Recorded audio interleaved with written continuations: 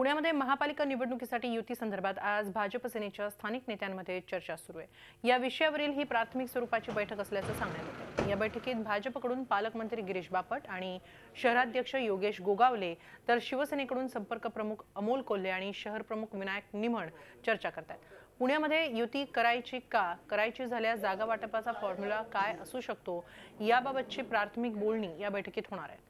महापालिकेच्या गेल्या निवडणुकीत दोन्ही पक्षांमध्ये युती झाली होती, त्यानुसार भाजपने 90 आणि शिवसेनेने 62 जागा लढवल्या होत्या।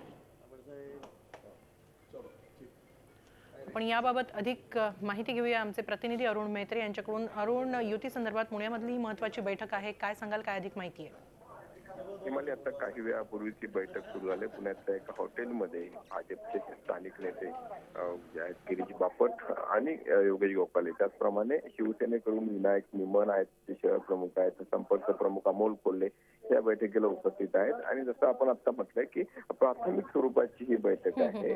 गेले काही दिवस युती संदर्भात चर्चा सुरू झाली होती। पुण्यामध्ये भाजप सेनेने एकत्र येणं आवश्यक आहे किंवा नाही याबाबत उलटसुलट चर्चा सुरू होती।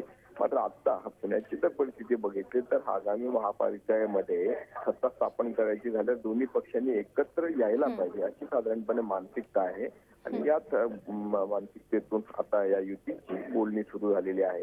अर्थात दोन्ही बाजूने म्हणजे खरं तर भाजपची ताकद वाढली आहे, 8 आमदार भाजपचे आहे। असं असलं तरी युती करताना काय साधारणपणे फॉर्म्युला असला पाहिजे हा एक महत्वाचा मुद्दा असणार आहे। आणि दुसऱ्या बाजूला शिवसेनेसारखा पक्ष जो सन्मानपूर्वक युती व्हायला पाहिजे, अन्यथा आम्ही स्वबळावरती लढायला तयार आहोत हे गेले वर्षभर सांगण्यात आलंय। त्यामुळे या सगळ्या पार्श्वभूमीवरती आता ही बोलणी सुरू झाली आहे।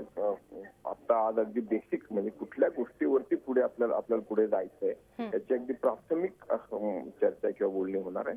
अर्थात सगळे निर्णय हे मुंबईतून घेतले जातील हेही देखील स्पष्ट आहे, पण तरी देखील या दृष्टिकोनातून सुरू झालेली ही महत्वपूर्ण घटना आहे। धन्यवाद अरुण, आपण दिलेली आहे सविस्तर माहितीसाठी। झी 24 तास रहा एक पाऊल पुढे।